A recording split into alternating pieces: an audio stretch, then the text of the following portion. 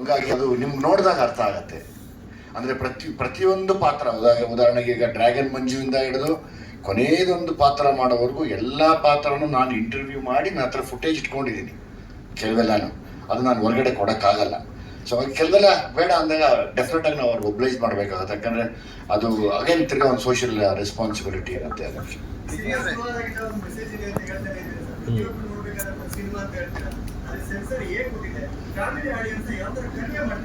Sir ಈಗ correct, ನಾನೇನು ಹೇಳ್ತೀನಿ, ಅಂಡರ್-18 ಏನು ಮಕ್ಕಳಿದ್ದಾರೆ ಅವರು ಮಾಲ್ಗೆ ಬರೋಕ್ಕಾಗಲ್ಲ.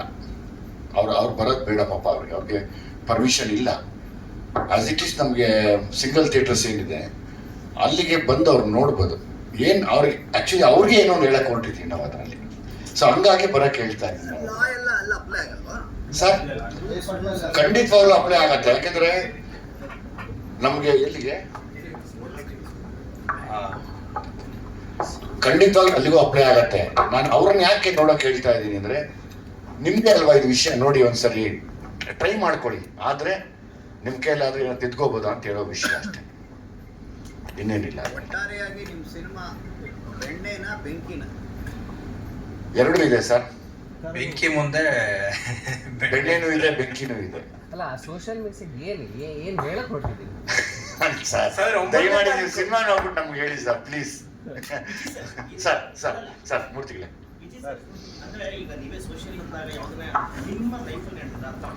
ಅಲ್ಲಪ್ಪ ಇವತ್ತೇನು ಸಮಾಜದಲ್ಲಿ ನಡೀತಾ ಇದೆ ಅದರದ್ದು ಕೆಲವು ವಿಷಯಗಳನ್ನ ತಗೊಂಡಿದ್ದಾರೆ ಸರ್. ಈಗ ನೀವು ಹೇಳ್ತಾ ಇದ್ರಿ ಕ್ರೈಮ್ ಸಬ್ಜೆಕ್ಟ್ ಆದ್ರೆ ಒಂದು ಸೋಷಿಯಲ್ ಕಾಸ್ ಇದೆ ಇದರಲ್ಲಿ ಹೇಳ್ತೀವಿ. ಹೌದು ಹೌದು. ಸೋಷಿಯಲ್ ಕಾಸು ಆಫ್ಟರ್ ಸಿನಿಮಾ ನೋಡಿದ ನಂತರ ರೀಚ್ ಆಗುತ್ತೆ. ಬಟ್ ಈ ತರ ಒಂದು ಕ್ರೈಮ್ ಜಾನರ್ನ ಸಿನಿಮಾಗಳಿಗೆ so ಜಾನಪದನ ತಗೊಂಡ್ಬರ್ತೀರಿ.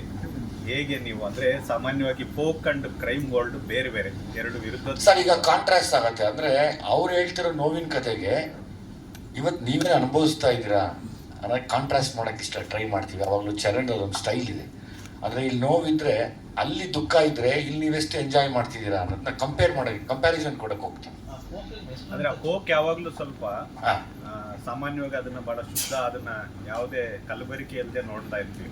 Any folk song, any folk ಕಥೆಗಳು, ಆ ತರ ಕಥೆಗಳನ್ನ ಯಾವುದೋ ರೂಪದಲ್ಲಿ ಈ ತರ ಕ್ರೈಮ್ ಜಾನರ್ ಸಿನಿಮಾಗಳಲ್ಲಿ ಯೂಸ್ ಮಾಡ್ಕೊಳ್ಳೋದು. ಸೊ ಸರ್ ಏನಾಗುತ್ತೆ, ಬರೀ ಫೋಕ್ ಸಾಂಗ್ ಇವತ್ತು ನಾವು ಸುಮ್ಮನೆ ಹಂಗೆ ಬಿಟ್ರೆ ಒಂದಷ್ಟು ವ್ಯೂಸ್ ಮಾತ್ರ ಆಗ್ತಾ ಇದೆ. ಆದರೆ ಯಾವಾಗ ಇದಕ್ಕೆ ಒಂದಷ್ಟು ವಿಷಯಗಳನ್ನ ತುಂಬಿಸಿ ಹೇಳ್ತೀವಿ, ಎಸ್ ಇದೊಂದು ಫೋಕ್ ಸಾಂಗ್ ಅಂತ ತಿರ್ಗಾ ಒರಿಜಿನಲ್ ಸಾಂಗ್ ಹೋಗ್ತಾರೆ ಅವರು. ಅದು ಕೂಡ ಹೆಲ್ಪ್ ಆಗುತ್ತೆ ನಮಗೆ. ಓ ಇದು ಈ ಸಾಂಗ್ ಅಲ್ವಾ ಅಂತ. ಅವ್ರ ಪ್ರಿಪ್ರೇಷನ್ ಇಲ್ಲ. ನಾನು ಕೇಳಿದೆ, ಏನು ಪ್ರಿಪ್ರೇಷನ್ ಇಲ್ಲ, ಆನ್ ಸ್ಪಾಟ್ ಅಲ್ಲಿ ಕೂತಾಗ ಅವ್ರು ಕೇಳಿದ್ದಕ್ಕೆ ಉತ್ತರ ಕೊಡೋರು. But he has proof for everything. And ಏನಂದ್ರೆ ಒಬ್ಬ ಮನುಷ್ಯ ಅಷ್ಟು ಕಾನ್ಫಿಡೆಂಟ್ ಆಗಿದ್ರೆ, ಕೆಲಸ ಚೆನ್ನಾಗಿ ಮಾಡಿದ್ರೆ ಮಾತ್ರನೇ ಕಾನ್ಫಿಡೆನ್ಸ್ ಇರಕ್ಕೆ ಸಾಧ್ಯ. ಸರ್ ಕಾಣ್ತಿಲ್ಲ, ಅವ್ರು ಇರೋದೇ ಇಂಟೆಲಿಜೆಂಟ್. ನಾನು ಹೆಂಗ್ ಸರ್ ಹೇಳುತ್ತೆ, ನಾನು ಇಂಟೆಲಿಜೆಂಟ್ ಅಂದ್ರೆ ಸರ್ ನಾನೊಬ್ಬ ಅಜ್ಞಾನಿ ಅಷ್ಟೇ ಸರ್, ಇನ್ನೇನಿಲ್ಲ. ಇಲ್ಲ, ಸೆನ್ಸಾರ್ ಆಫೀಸರ್ಗೆ ಹೇಳ್ತಾ ಇದ್ರು, ಸರ್ ನಮ್ಮಪ್ಪ ನಂಗೆ ತುಂಬಾ ಹೊಡೆಯೋರು ಸರ್ ಅಂತ.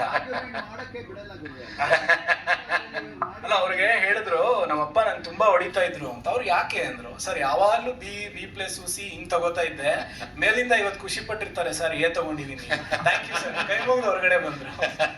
A+ ಕೊಟ್ಟಿಲ್ಲ. ಅಲ್ಲ ಅದು ಹೇಳಿದ್ರು, ಸಲಗಾನು ಇದು ಡಬಲ್ ಎ ಬಿಡಿ ಸರ್, ನಾನು A⁻² ಬಿಡಿ ಸರ್ ಹೋಗ್ಲಿ, ನೀವ್ A² ಬಿಡಿ ಅಂತ ಕಳ್ಸಿದ್ರು. ಅಲ್ಲೂ ಸೇಮ್ ಇದೇ ತರ, ಸರ್ ನಾನು ಅಜ್ಞಾನಿ, ನಾನು ಓದಿಲ್ಲ, ಇಷ್ಟೊಂದು ಹೆಸರು ಮಾಡಿದಿರಲ್ಲ ವಿಜಯ್ ಅವ್ರೆ ನೀವು ಹಿಂಗ್ ಅಂತೀರಾ ಅಂತ ಕೇಳಿದ್ರು ಅವರು. ನಾನು ಶೂಟಿಂಗ್ ಮಾಡುವಾಗಲೇ ಹೇಳ್ಬಿಟ್ಟಿದ್ದೆ ಏ ಅಂತ ಅಂದ್ರೆ ಜಸ್ಟ್ ಬರೀ ಒಂದು ಡೈಲಾಗ್ ಇರೋದ್ರಿಂದ ಮಾಸ್ತಿ ಅವರು ಡೈಲಾಗು ಇದು ಆ ಥರ ಅಲ್ಲ. ಏ ಅಂತ ಅಂದ್ರೆ ಆಕ್ಷನ್ಗಳು ಜಾಸ್ತಿ ಇದ್ರು ಕೂಡ ನಮ್ಮ ಮೂವಿಲಿ ಒಂದು 5 ರಿಂದ 6 ಫೈಟ್ಗಳಿದೆ. ಆಮೇಲೆ ವೇರಿಯೇಷನ್ಸ್ ತುಂಬಾ ಇದೆ, ಆಕ್ಷನ್ ಪ್ಯಾಕ್ ಆಗಿರೋದ್ರಿಂದ ಇವತ್ತು ಎ ಸರ್ಟಿಫಿಕೇಟ್ ಕೊಡೋದಕ್ಕೆ ಎಲ್ಲ ಸೇರೋಣ, ಇನ್ನೊಂದ್ಸರಿ ಸೇರೋಣ. ನಾನು ನಿಮ್ಮ ಹತ್ರ ಕೆಲವು ನೋಡೋಣ, ನನ್ನ ಕೈಲಿ ಆಗಿರೋ ಪ್ರೂಫ್ನ, ಅಂದರೆ ಕೆಲವು ಪ್ರೂಫ್ ತೋರ್ಸೋಕ್ಕಾಗೋದಿಲ್ಲ, ಕೆಲವು ಪ್ರೂಫ್ನ ತಮ್ಮ ಹತ್ರ ಹಂಚ್ಕೋತೀನಿ. ಹಿಂಗೆ ಸ್ಕ್ರೀನ್ ಮೇಲೆ ಹಾಕಬೇಕು ಅಂತ ಆಸೆ ಇದೆ ನನಗೆ. ನಿಮ್ಮೆಲ್ಲರ ಸಹಾಯ ತುಂಬ ದೊಡ್ಡ ಮಟ್ಟಕ್ಕಾಗತ್ತೆ ಅನ್ನೋ ನಂಬಿಕೆ ನನಗಿದೆ. ಯಾಕಂದರೆ ನೀವೆಲ್ಲ ಒಂದು ಕೂಗಿದ್ರೆ ಏನು ಬೇಕಾದರೂ ಪಾಸಿಟಿವ್ ವೇಗ್ ತರಬೋದು ನೀವೆಲ್ಲರೂ.